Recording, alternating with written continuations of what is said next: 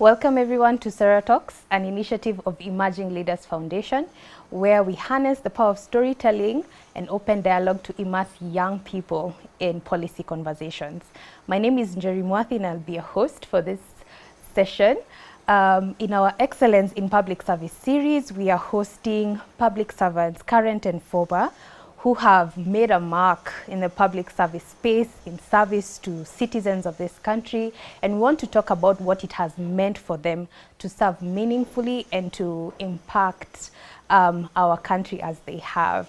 And our conversation today is just going to be exciting. We are hosting Justice Daniel Musinga, who has been a member of the judiciary and a member of the bench for over 20 years, joined the High Court as a judge in 2003, moved up the ranks, was awarded for his exemplary work on the bench with the 2011 Jurist of the Year Award.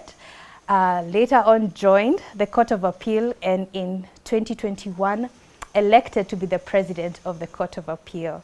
We at Emerging Leaders Foundation Africa are also excited that he has been serving as a member of the Honorary Council as well as several other institutions where he offers leadership for young people. And so we want to have a conversation with Justice Musinga today about what it means for him to have excelled and done so well in his career in public service. Karibu, Justice Musinga. We are excited to have you here. Thank you, Njeri. I know my introduction does not even do justice to the work that you have been doing for decades now, as a lawyer, as a judge, but perhaps let's start with your title today. Justice, what does it mean for you to be called justice? I think it means it embodies you being an enforcer of the law, embodies justice. What do you think about that title and what it means for you to be a justice today? It's a challenging question. I asked myself the same question when I joined the judiciary in 2003, because there before I was in legal practice, as you have said, for about 15 years. And then transiting overnight for being an advocate to being called a judge or justice, I realized that it was a heavy responsibility that I was assuming, because as an advocate, it was clear in my mind that I was there to defend my client's interests. But now having to sit as a judge, as a justice, it means that I had to administer, and it means a judge administers the law as fairly as possible in accordance with the dictates of the Constitution and the law of the country. Without bias, without fear, without favor, affection, ill will. And it is an awesome responsibility to administer justice. Because sometimes, even in the course of administration of justice, as a human being, even if you think that you would want the decision to go in a particular way, you must be guided by the law. The law and the facts lead you to the direction the matter must go. Must take. So an allegiance to the Constitution, Absolutely, allegiance. And therefore to the people of Kenya and what it means for our country. I wonder, please tell us, when you were a young boy, a young man, did you have aspirations to be a lawyer, to be on the bench? What were your dreams? Did you have those dreams, and what did it mean for you to what did it mean for you to transition now into this role?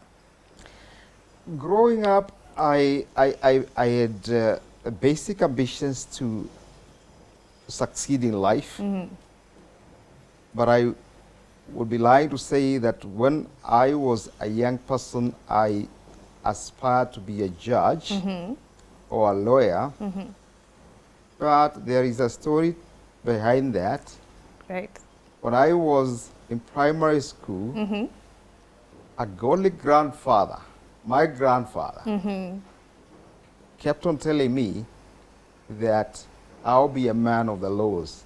Oh, and I didn't know what that meant. Wow. And it was not until I got to A level that I decided that I wanted to study law. And that is when now my perception or my idea, thought of becoming initially a successful advocate. Initially, I didn't think about becoming a judge. Right. It came along the way. And tell us then, what did it mean for you to be an advocate? I know you've served and have done a lot of pro bono work.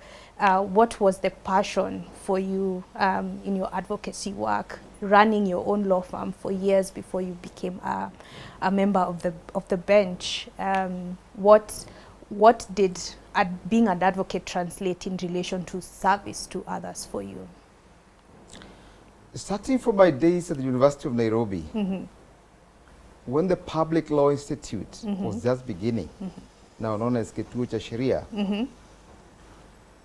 one of our lecturers, Dr. Gashukia, he was a member of that institute.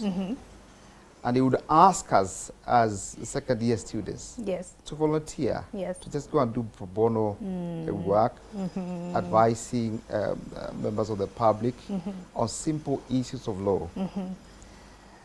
And that is when I started interacting with members of the public and just seeing the hunger, the desire for people to just get justice, get someone who is knowledgeable to explain to them what we thought were very simple concepts of law, even housing issues, housing law meant. And then moving on, after graduating from the University of Nairobi in 1987, going to law school in 1988, I worked briefly here in Nairobi, then went to Mombasa. Mombasa, I was in employment for about 3 years. And in 1991, shortly after I got married, decided to venture into private practice. And I had an interesting journey of practicing law for 15 years. Interacted with members of the public, did all manner of legal work. And in those years, and particularly the first 3 years or so of working as an advocate, I came face to face with another side of justice that I did not know. As a student, there are many things that you theorize. But when you go into real practice, you realize that the practice of law, even though in law school and college, you've been taught to be a person of integrity, as candid with your client, with the court as possible. In reality, when you go to the registries to file your matters, to go to argue your cases before magistrates, judges, in the early 90s, there was a lot of corruption. I don't know whether the situation has changed much. I believe it has, because the 80s and the 90s, the judiciary was not just what it is today. It was chaotic. There was no order. And therefore, I began to question very many things about the state of legal practice, the state of administration of justice in the country. I came face to face with,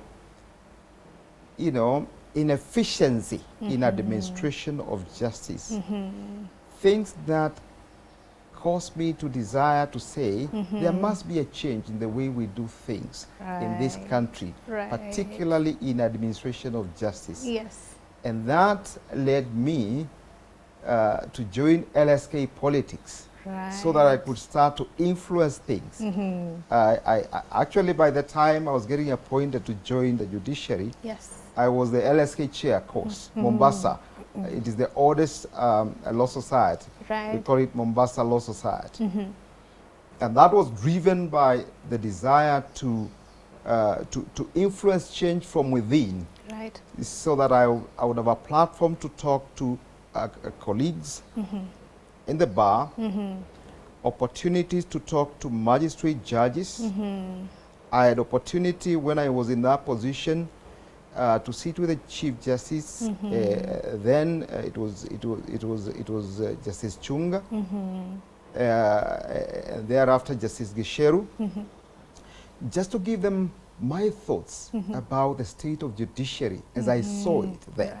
Right. I imagine it must have been a very difficult decision to make. I think many of us, with the exuberance and excitement of youth, with our idealism about being part of a change, you know, your dream is here you are, you're an advocate, you're part of a system that's supporting change and delivering justice to many people in Kenya, but then coming face to face with the challenges, sometimes of a system of structures, and being a lone voice sometimes, it can be a difficult decision to take.